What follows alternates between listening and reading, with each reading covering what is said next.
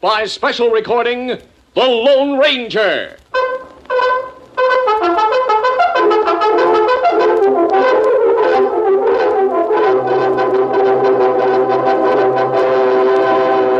Hi-yo, Silver!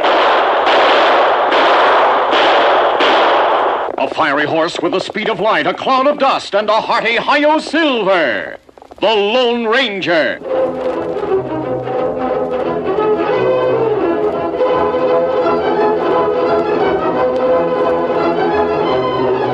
With his faithful Indian companion Tonto, the daring and resourceful masked rider of the plains led the fight for law and order in the early western United States. Nowhere in the pages of history can one find a greater champion of justice. Return with us now to those thrilling days of yesteryear. From out of the past come the thundering hoofbeats of the great horse Silver. The Lone Ranger rides again. Come on, Silver. Let go, big fella. Hi-yo, Silver! Hi!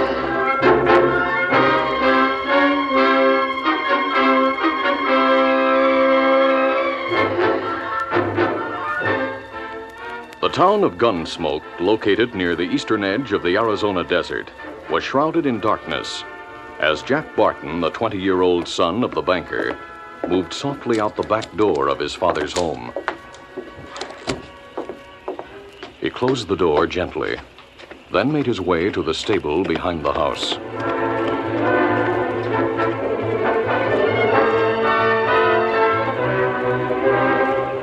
In the stable, he loaded supplies into a saddlebag, then proceeded to saddle his own black horse. And while he worked, he spoke in a low voice. Running away, Blackie. That's what I'm doing. But I have no choice. I've got to go away. Stay away. Quiet, Blackie, quiet. Dad's gonna be mighty broken up, but not nearly as broken up as he'd be if I stayed here to hang for murder. Easy now. Get up there, Blackie.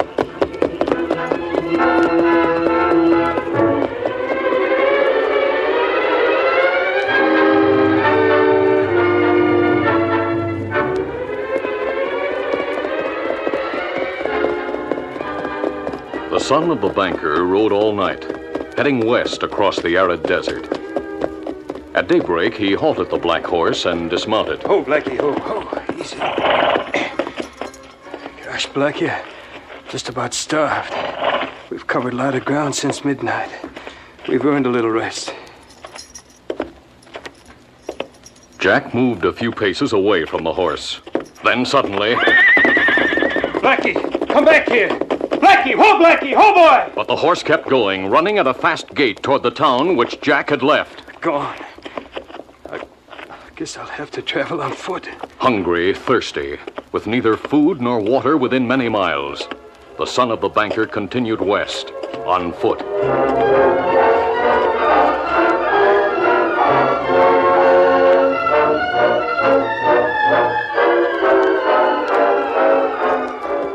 The mid-afternoon sun was blistering hot as the Lone Ranger and Tonto rode east across a vast expanse of Arizona desert toward the town of Gunsmoke.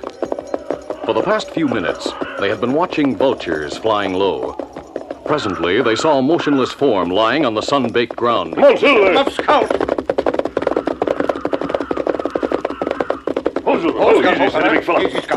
A moment later, they dismounted at the side of a well-dressed man who seemed to be about 20 years old. Bring a canteen, Tonto. Let me get it. And the fellow's alive. Let me see him move. Aye, Water. here.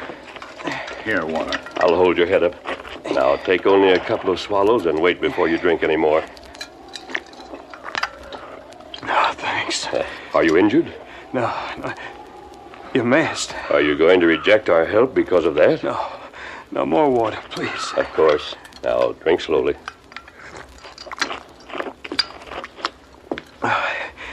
It's good. If you hadn't come, I'd have died here. What's your name? Barton. Jack Barton. I suppose there's no use asking your name. If you wanted to be known, you wouldn't be masked. I have personal reasons for wearing a mask, but I'm not an outlaw. Oh, where's your horse? I don't know. Probably back in Gunsmoke by this time. Is your home in Gunsmoke? Yes, I left there last night. Oh? This morning I stopped to prepare some food. As soon as I dismounted, my horse bolted. Ran off with my canteen, saddlebags, everything I had. Have you been traveling on foot since then? Yes, until I collapsed. You need food as well as water. Me get food from Saddleback. Good. Jack, we're going east. After you've eaten, we'll take you to Gunsmoke. My horse can carry double. No, I can't go back. Are you dodging the law? No, it's nothing like that. I just can't go back, that's all. I must keep going west. You can't travel on foot. I'll have to. Even though you could keep walking, it would take 3 days to reach water. It's certain death to travel on foot in this country. It doesn't matter. It matters to Tonto and me. We can't leave a man to die on the desert. You'll have to, because I'm not returning to Gunsmoke. Oh. Are you afraid to go back? No, it's just that I don't want to hurt my dad. How would he be hurt by your return? It's a long story. Oh, wait. I just remembered. I've heard of a man named Barton who owns a bank in Gunsmoke. Is he your father? I call him Dad. My real father died when I was a baby. Mr. Barton adopted me. He's the finest man I know. I'd rather die than hurt him. Tell me why you'd hurt him by going home. I don't see why you're interested. Jack, I don't want to hurt anyone, least of all a fine man like Banker Barton. But we can't leave you to die on the desert. We're going to take you to Gunsmoke, by force if necessary. No. If you knew what that would mean to Dad, you... I'm trying to find out.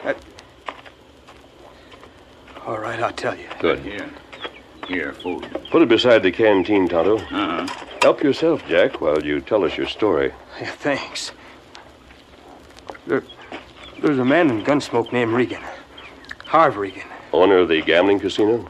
Oh, yes. Is he a friend of yours? No. I'm sure Regan's a crook, but the law has never been able to prove it. I know he's a crook, and I can't prove it. What were you going to say about him? Well, a short time ago, one of his employees came into the bank. I worked there for Dad. Yes? The man came to me and said Regan wanted to talk about investments. Huh? He couldn't come to the bank during office hours because he worked all night and slept most of the day. He wanted me to call on him at the casino in the evening. Did you? Yes. I knew Regan had a lot of money to invest. I knew his account was worth going after. When I reached the casino, a man told me Regan was busy in his office. He asked me to wait in a private room. It was a large room, and 8 or 9 men were playing roulette. I didn't know then that all those men worked for Harv Regan. I found that out later. I stood watching the game when a man called Lefty Martin pushed in close beside and started to play. He lost several times in a row. 16 red, the winner. I lost again. It's too bad, Lefty. This hombre bumped my arm and made me put my chips on the wrong number. Oh, you mean me? Yes, you. Now, take it easy, Lefty. That's Banker Barton's son. He's waiting to see Harv Regan. He's got no right to bump my arm. I didn't touch your arm. You calling me a liar? Now, Lefty, take it easy. No one can call me a liar. I'll teach this young upstart. Oh, slap me, will you? Oh, you hit me. You want to fight, huh? Now, hold on, Lefty. Let me go. I'll teach young Barton a lesson. Let go of Lefty so he can defend himself. I'll help you, Barton. You keep out of it. Let go of my arm. Wait a minute. No. Wait a minute now. Within a few seconds after Lefty slapped me and I struck back, it was a regular free-for-all. Regan's employees fought among themselves on all sides of me. And then I heard a gunshot. The fighting stopped. I saw Lefty Martin lying on the floor. All right, out of my way. And then I heard Harv Regan. He approached, saying, What's going on here? What was that shot? Mr. Regan, Barton and Lefty had a fight and Lefty was shot. Barton must have shot him. Oh, I did not. I have no gun. Must have used a sleeve gun, then tossed it. Oh, no. Quiet. Yeah, too. Any of the customers in the main hall hear the row? Well, I doubt it, boss. The walls and door are thick. Well, keep this quiet. See how bad Lefty's hurt and do whatever's necessary. All right. Come on, give me a hand, Joe. Barton, you come into my office. Oh, Mr. Regan, Lefty started the fight. He slapped my face. Here we are, Jack. Step inside. Sit down and relax. I didn't shoot Lefty Martin. I've never used a gun in my life. Too bad it happened, Jack. A man in your position can't afford to be mixed up in a gambling house brawl. But I tell you, Mr. Regan, Lefty Martin is dead. What? Dead, huh? Yes, sir. We found this sleeve gun on the floor. It's been fired once. Leave the gun with me. Yeah. What'll we do about Lefty? Nothing until you hear from me. Wait in the other room. Yes, sir. This your gun, Jack? No, I never owned a gun, and I didn't shoot. Let me give you the straight facts. All the men in that private game are in my employ, and my men stick together. They'll all swear you used this gun and shot Lefty Martin. They can't do that. They can't get away with it. Yes, they can. Their evidence will hang you, and that would break your father's heart. No. I've always admired your father, Jack. For his sake, I don't want to see you face a murder trial. I'll not have to, unless those men in the next room lie about who shot Lefty Martin. They stick together. They wouldn't let one of their pals hang. But they know someone has to hang for that shooting, so they'll frame you. Yeah, but I didn't do it. Well, as I see it, there's one way out for you. Well, what is it? We'll have to give the man who really did the shooting enough money to clear out of the country. If the boys know he's well fixed in Mexico, I can persuade them to tell the truth. How much money? About $2,000 should do it. $2,000? I haven't that much money. You will have someday. You're the banker's heir. Well, yes, Jack, for your father's sake, I'll loan you the money. I'll take your IOU. but it may be years before Don't worry about it. I'll take care of everything. Did you sign the IOU? Yes. I was scared. I didn't know what to do. It seemed like the only way out of the trouble.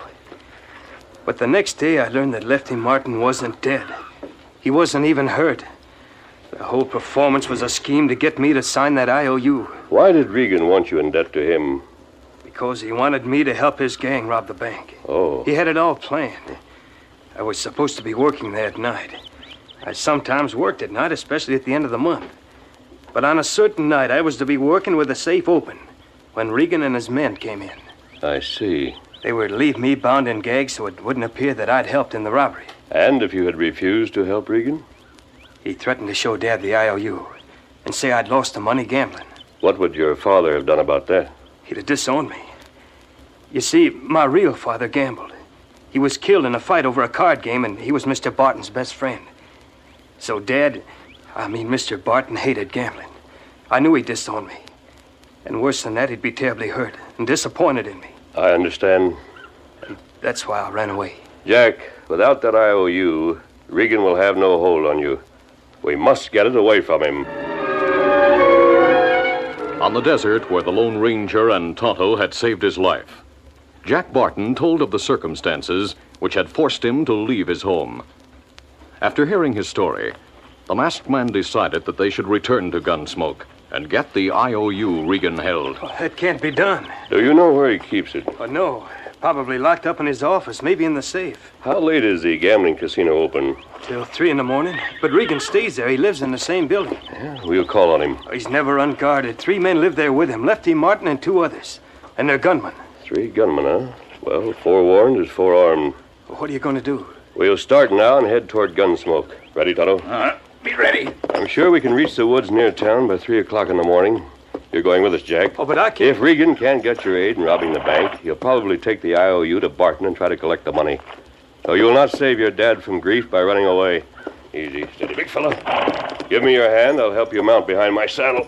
All right. But I don't see what you can do. I'm going to try to get that IOU away from Regan. But why? Why are you going to help me? There are lots of men who'd welcome the chance to fight in behalf of a good citizen like Banker Barton. Come on, Silver! Come on, Scout.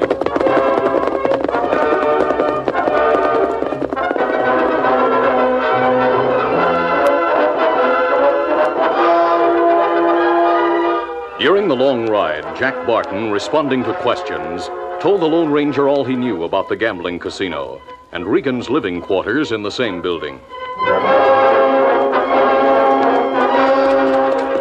It was shortly after 3 o'clock in the morning when the masked man and Tonto drew rein in the dark woods near the town of Gunsmoke. Oh, fella. Dismount, Jack. I don't see how you expect to get that IOU from Regan. I've told you how well he's guarded. Easy, steady, big fella. We're going to try to draw the guards away from Regan. Then I'll speak to him alone. You got plan, Kimasabi? Yes, Tonto. Jack, you said Regan spends about an hour in his office after the casino is closed for the night. Well, that's right. He balances the cash and takes care of the books. It's a little after 3, so he's probably there right now. That office is in the rear of the building? Yes. What we do, Kemosabe? We'll ride to the edge of the woods behind the casino. You want me to go with you? No, Jack. I want you to wait right here until we return. Give me your word that you'll stay here, and I'll leave you untied. I'll give you my word. I'll stay until you return. Good. We'll see you later. What we do when we get behind casino? I'll tell you while we're on the way, Tonto. Easy, steady, big fella. Easy, fella. Come on, Silver. Get him up, Scout.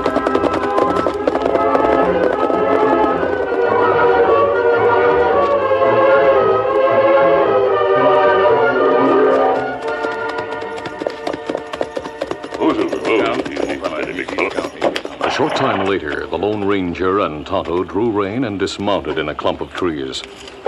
They saw the back windows of the gambling casino, less than 50 yards away. The lighted window on the left is Regan's office. Kemosabe, Yeah. you take plenty big risk. It's justified.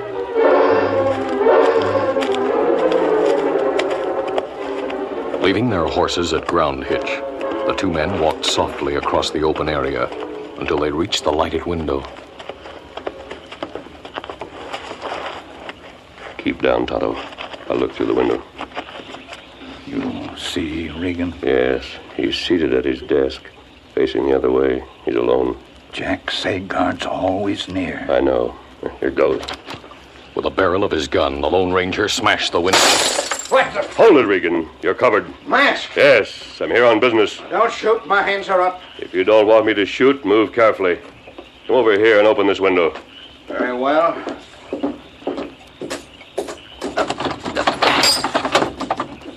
We've met before, Regan. What? I turned you over to the law in Texas when you were a stage robber. You, the Lone Ranger? Right. Now step back to your desk while I climb through the window. Why are you here? What do you want?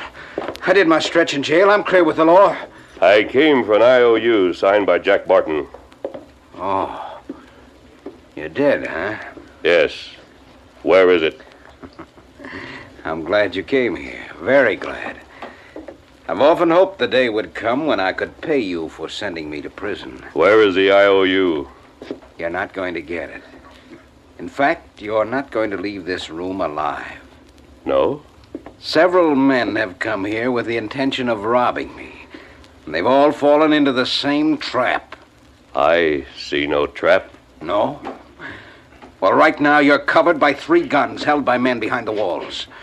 Look closely and you'll see the loopholes. There's one beneath that picture. There's another over there. Lefty, is he covered? Yeah, boss. We're watching him. You see? At a word from me, you'll be a dead man. Regan, not knowing that the Lone Ranger had anticipated the trap, smiled confidently. Tonto, outside the window, took careful aim at the single lamp that lighted the room. Have you anything to say before I tell my men to... Hey! Lefty! At the instant Tonto fired, the Lone Ranger dashed across the office and opened a door. Get him! The shots from the concealed gunman were too late. The masked man ran through the private gambling room, then through a door to the area behind the building. Come on, Tonto. The two men were over halfway to the grove of trees by the time Regan's gunman reached the door and opened fire. We've more of a start than I thought we'd have. Them not hit us. Night, too dark. Shoot again! Get that masked man! In another moment, the Lone Ranger and Tonto reached their horses in the shelter of the trees. You know the plan. Me no. Tonto leaped to his saddle, but the Lone Ranger remained unmounted. He handed Silver's reins to the Indian. Here you are. Me lead him. Come on, Silver. Both horses raced away, but the masked man stayed behind. He crouched low, concealing himself in underbrush, and waited.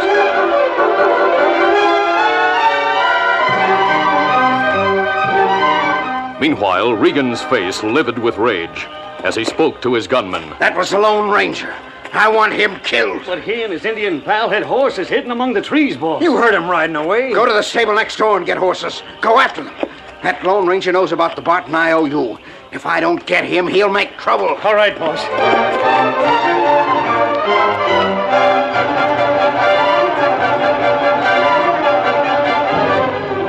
Regan went with the gunman to the stable. While 3 horses were being saddled, He gave voice to his hatred of the masked man who had sent him to prison. And I'll pay $1,000 if you bring him back dead. Hey, say, that's worth going after. Easy, boy. We're ready. Let's go. Come on, get up.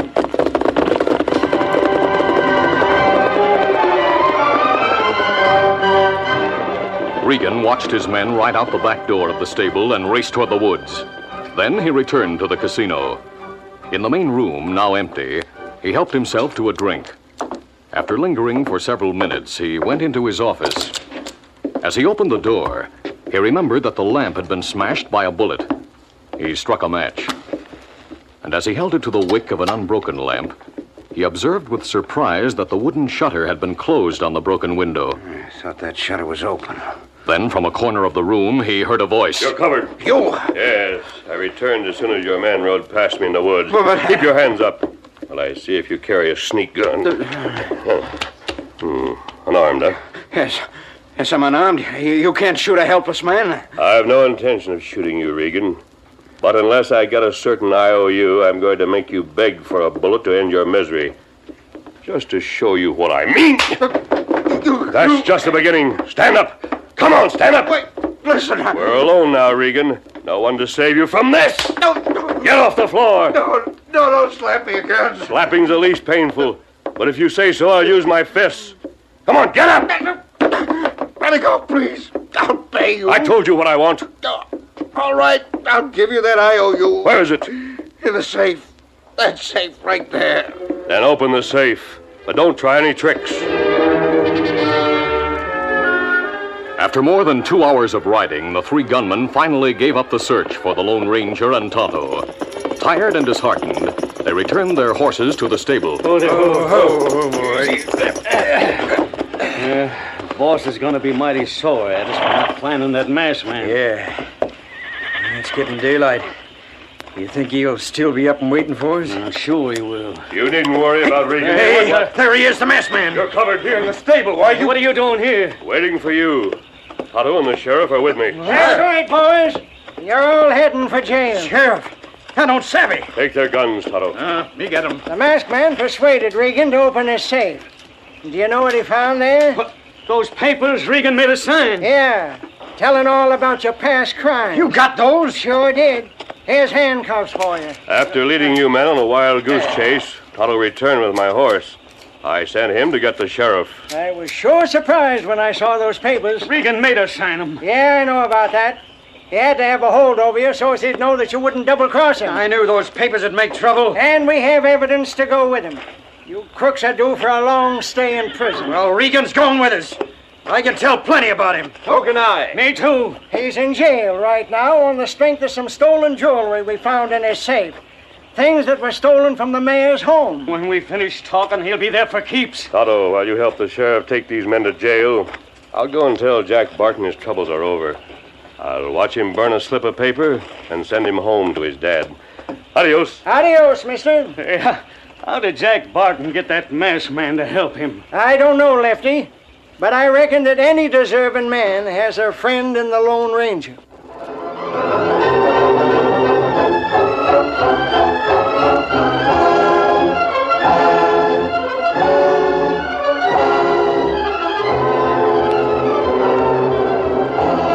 This is a feature of the Lone Ranger Incorporated, created by George W. Trendle, produced by Trendle Campbell Muir Incorporated, and directed by Fred Flowerday. Tonight's drama was written by Fran Stryker. The part of the Lone Ranger is played by Brace Beamer.